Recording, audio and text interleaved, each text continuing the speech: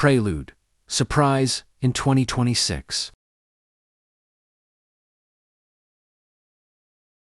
Honda has made a big splash by announcing the return of the legendary Honda Prelude as a 2026 model year.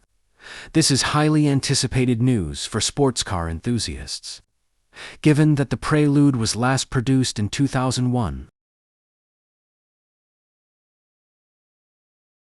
Here are some key points about the 2026 Honda Prelude.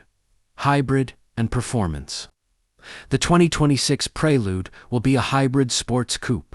This represents a significant step forward, combining sporty performance with modern efficiency. Design. The design combines classic Prelude elements with modern aerodynamic touches. The car features sleek lines and sporty proportions, which are very appealing. Technology. The 2026 Prelude will be equipped with the latest Honda technology, including the Honda Sensing Driver Assistance System. 1.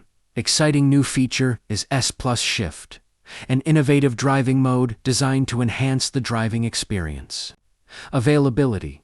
Honda has confirmed that the 2026 Prelude will launch globally. It is expected to go on sale in Japan in late 2025, followed by North America and Europe in 2026.